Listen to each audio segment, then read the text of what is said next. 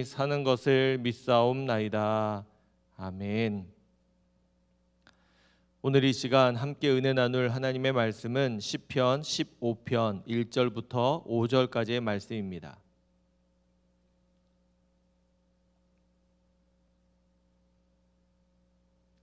시편 15편 1절부터 5절까지의 말씀입니다. 우리 말씀을 같이 함께 읽도록 하겠습니다. 여호와여, 주의 장막에 머무를 자 누구 오며 주의 성산에 사는 자 누구 오니이까? 정직하게 행하며 공의를 실천하며 그의 마음의 진실을 말하며 그의 혀로 남을 허물하지 아니하고 그의 이웃에게 악을 행하지 아니하며 그의 이웃을 비방하지 아니하며 그의 눈은 망령된 자를 멸시하며 여호와를 두려워하는 자들을 존대하며 그의 마음에 서운한 것은 해로울지라도 변하지 아니하며 이자를 받으려고 돈을 꾸어주지 아니하며 뇌물을 받고 무죄한 자를 해하지 아니하는 자이니 이런 일을 행하는 자는 영원히 흔들리지 아니하리이다. 아멘. 연일 코로나 확진자의 수가 기록을 갱신하면서 급격히 늘어가는 가운데 있습니다. 코로나로 인해서 우리가 가지게 되는 생각이 있다면 그것은 코로나에 걸려서 확진돼서 내가 겪는 어려움보다는 나로 인해 누군가에게 또 피해를 줄까봐, 불편함을 줄까봐 걱정스러운 그런 마음이 큰 것이 이번 코로나 사태의 모습이 아닐까 싶습니다. 나로 인해 다른 사람들이 입을 수 있는 피해를 생각하면서 내 삶의 자리를 정리하고 또 조심하게 되는 것, 그 모습이 어떻게 보면 우리에게 꼭 필요한 모습이 아니었을까, 그런 생각 해보게 됩니다. 어느 순간인지 모르겠지만 우리도 이기적으로 살아온 그러한 삶의 모습들이 현저했습니다. 나를 위해서는 어떤 것도 할 수 있었던 그런 이기적인 모습으로 살아왔던 우리들이지만 이번 일로 인해서 다른 사람을 인식하고 또 그 마음 때문에 우리가 참고 또 자중하고 또 견디고 기다릴 수 있게 된 것, 어떻게 보면 우리가 더 거룩해지는, 경건해지는 그런 훈련의 과정이 아닐까 싶기도 합니다. 바라기는 어렵고 힘든 때를 보내는 가운데 있지만 이 일을 통해서 우리의 일상의 삶의 자리가 중요한 것들로만 남겨지고 또 정리되는 그러한 시간들도 되지 않을까 싶습니다.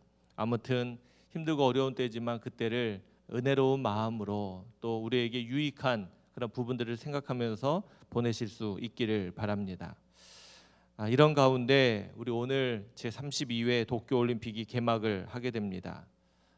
어제 저녁 우리나라도 축구 경기를 했었는데 열심히 잘 싸웠는데 아쉽게 지고 말았습니다. 이제 경기가 시작되어서 8월 8일까지 17일간 경기가 진행된다고 합니다. 원래는 작년 7월 24일에 개최하려고 했었는데 코로나로 인해서 딱 1년 연기되어 개최되는 것입니다. 올림픽 개최를 앞두고 여러 가지 많은 어려움들이 있었고 또 많은 이야기들이 있었습니다. 또한 개최하는 나라에서는 선수들을 맞이할 준비가 제대로 되지 않아서 많은 불편한 일들이 있다라는 뉴스도 듣게 되었습니다.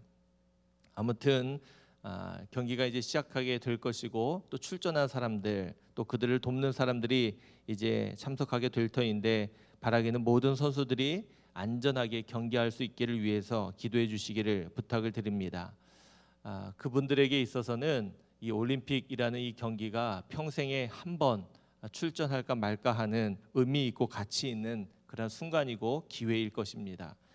그들에게 뜻깊은 시간, 의미 있는 시간을 보내게 될 터인데 이때가 정말로 보람되게 그들이 그동안 수년을 아니 평생을 준비해온 그런 아름다운 결과를 얻을 수 있도록 우리 기도해 주시고 또 무엇보다 안전할 수 있도록 기도해 주시면서 응원해 주시면 감사하겠습니다.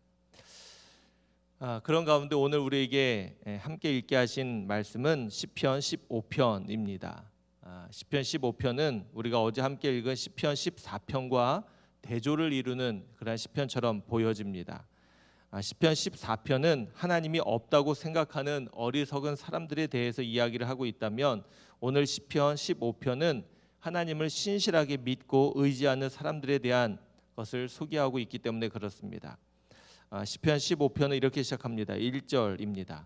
여호와여 주의 장막에 머무를 자 누구 오며 주의 성산에 사는 자 누구 오니이까. 시인은 질문을 던지면서 주의 장막에 머물며 주의 성산에 사는 자가 누구인지를 우리에게 소개하고 말해주려고 하는 겁니다. 누구일까? 하나님께 의인이라 또 의롭다 이렇게 칭찬받고 또 인정받은 사람들일 것입니다. 다시 말해 구별된 거룩한 백성들일 것입니다. 그런데 오늘 이 한 절의 말씀을 읽어가면서 주의 장막, 주의 성산을 생각해 보면서 우리의 머릿속에 떠오르는 또 다른 시편 하나가 생각이 납니다. 시편 84편입니다. 시편 84편에서는 이렇게 노래합니다. 1절에서 4절입니다. 만군의 여호와여 주의 장막이 어찌 그리 사랑스러운지요. 내 영혼이 여호와의 궁정을 사모하여 쇠약함이여 내 마음과 육체가 살아계시는 하나님께 부르짖나이다. 나의 왕 나의 하나님 만군의 여호와여 주의 제단에서 참새도 제집을 얻고 제비도 새끼들 보금자리를 얻었나이다. 주의 집에 사는 자들은 복이 있나니 그들이 항상 주를 찬송하리이다. 이어서 노래합니다. 10절입니다. 주의 궁정에서의 한 날이 다른 곳에서의 첫날보다 나은즉 악인의 장막에 사는 것보다 내 하나님의 성전 문지기로 있는 것이 좋사오니. 그렇습니다. 복 있는 사람, 복 있는 사람, 그 사람이 바로 하나님의 궁정에 거하는 사람이라고 우리에게 이야기해주고 있는 겁니다. 사회적 거리두기 4단계가 발표되면서 2주간 동안 교회에 성도님들이 오기가 어렵게 되셨습니다. 그래서 우리 교육자들이 나누어서 전화로 안부도 묻고 신방을 하는 가운데 있습니다. 그런 가운데 저는 어르신들께 전화를 드리고 있는데 어르신들께 전화를 드리면 오히려 그분들이 저를 더 걱정해 주시는 분들이 너무나 많은 겁니다. 목사님 괜찮으신지, 목사님 힘들진 않으신지. 제가 어쩔 줄 몰라 괜찮다고 말씀을 드려도 그분들의 그 마음 쓰임이 늘 있는 것 같습니다. 그래서 감사하고 또 죄송하기도 합니다. 그러면서 생각해 보게 된 것입니다. 개인적으로 저는 얼마나 감사한가. 코로나로 인해서 사회적 거리두기가 강화되었음에도 불구하고 저는 목사이다 보니 하나님의 성전에 늘 거할 수 있으니까 말입니다. 새벽에도 그렇고 저녁에도 또 아침부터 오후까지 출근해서 하루 종일 하나님의 전에 거하고 있는 겁니다. 죄송스럽지만 어떻게 보면 저 개인적으로는 매우 큰 은혜이고 복인지 모르겠습니다. 그러면서 주의 전을 사모하는 모든 성도님들을 생각하면서 기도하게 됩니다. 주의 전을 사모하는 그 마음이 변치 않고 더 커져가 다시금 편안한 마음으로 주의 전에 와서 예배할 때 그 마음 안에 하나님께서 부으시는 큰 은혜가 또 큰 감동이 있기를 기도하고 소망하고 있습니다. 오늘 말씀은 하나님의 전에 주의 성산에 거하는 자들이 누구인지 그들이 얼마나 복된 사람인지를 소개하고 있는 겁니다. 그리고 그들은 어떤 사람인지 2절부터 5절에 그들의 삶의 태도와 자세에 대해서 이야기해주고 있습니다. 정직하게 행하며 공의를 실천하며 그의 마음의 진실을 말하며 그의 혀로 남을 허물하지 아니하고 그의 이웃에게 악을 행하지 아니하며 그의 이웃을 비방하지 아니하며 그의 눈은 망령된 자를 멸시하며 여호와를 두려워하는 자들을 존대하며 그의 마음에 서운한 것은 해로울지라도 변하지 아니하며 이자를 받으려고 돈을 꾸어주지 아니하며 뇌물을 받고 무죄한 자를 해하지 아니하는 자이니 이런 일을 행하는 자는 영원히 흔들리지 아니하리이다. 오늘 우리가 함께 읽은 시편 15편은 이 노래의 형식이나 구체적인 활용에 대해서는 나와 있지 않습니다. 단순히 다윗의 시라고만 소개되어 있는데 많은 학자들이 이 시편이 언제 불려졌을까 그들이 연구하고 또 그들이 생각하는 것은 이들이 이 시편은 성전에 들어가면서 예배하러 들어가면서 부르고 암송했던 그런 예배시였을 것이다. 그렇게 이야기를 합니다. 즉 이렇게 이야기를 하는 겁니다. 성전에 예배하기 위해서 또 하나님께 나아가는 이들이 1절을 암송하면서 노래하면 성전에 있던 제사장이 2절 이후를 암송하면서 노래하는 형식으로 되었을 것이다. 그렇게 이야기를 하고 있습니다. 물론 여기에 소개하고 있는 어떤 삶의 지침들이 주의 전을 사모하는 이들, 거룩한 백성들의 삶의 전부는 아닐 것입니다. 그러나 그 모습을 우리에게 간단하게라도 소개하고 있는 것입니다. 특별히 성전에 들어가기 위해 노래하고 있는 이 시편은 성전에 들어가기 위한 조건으로 오늘 시편에서 2절에 제시하고 있는 것이 있습니다. 그것은 바로 정직과 공의와 진실입니다. 정직하게 행하며 그렇게 말하고 있죠. 정직이라는 말은 히브리어 타밈이라는 말입니다. 이 말은 거룩이라는 말과 비슷하게 흠이 없고 완전한 이렇게 해석할 수 있습니다. 그러나 이 해석 안에 담겨진 의미 가운데 하나는 절대적인 완전을 이야기하는 것은 아니라는 겁니다. 하나님께 붙여지는 그런 완전이 아니라 하나님의 기준에서 볼 때 우리는 부족하고 연약하지만 그럼에도 불구하고 우리가 도전해야 할, 또 도달해야 할 어떤 도덕적인 그런 수준과 기준을 의미하는 말입니다. 그런 정직하게 행하는 자들이 성전에 들어가기에 합당한 이들이다, 그렇게 말하고 있는 겁니다. 두 번째로는 공의를 일삼으며 라고 말하고 있는 이 공의는 히브리어 차디크라는 말인데, 이것은 하나님과의 관계, 이웃과의 관계에서 그 관계를 아주 충실하게, 또 그 약속을 충실하게 지키는 것을 의미하고 있습니다. 세 번째로는 마음의 진실을 말한다, 그렇게 말하고 있는데, 이것은 진실이라는 말은 에메트라는 말인데 이것은 신뢰라는 말입니다. 그래서 여기서는 믿을 만한 것, 또 신뢰할 만한 것, 이런 의미로 해석될 수 있습니다. 그래서 다시 한번 이 진실을 말하며라는 말을 풀어본다면 그 마음의 생각이 하나님과 사람 앞에서 믿을 만하다, 이렇게 해석해 볼 수 있는 겁니다. 정직하고 공의롭고 마음의 진실을 말하는 사람, 이런 사람이 주의 전에 거하여 하나님을 예배하기에 합당한 그런 마음이라는 겁니다. 우리도 늘 하나님을 예배하는 사람들 아닙니까? 우리 안에 이러한 삶의 모습들, 또 하나님 앞에 영적으로 갖춰야 될 모습들이 있기를 바랍니다. 그러한 사람들이 특별히 또 그 다음에 이어서 시인들이 구체적으로 가시화되어 소개하는 것들이 쭉 나오고 있습니다. 동사형을 따라서 읽어본다면 한 8가지 정도 시인은 어떻게 그들의 삶을 채워가고 살아가는 사람들인지를 소개하고 있습니다.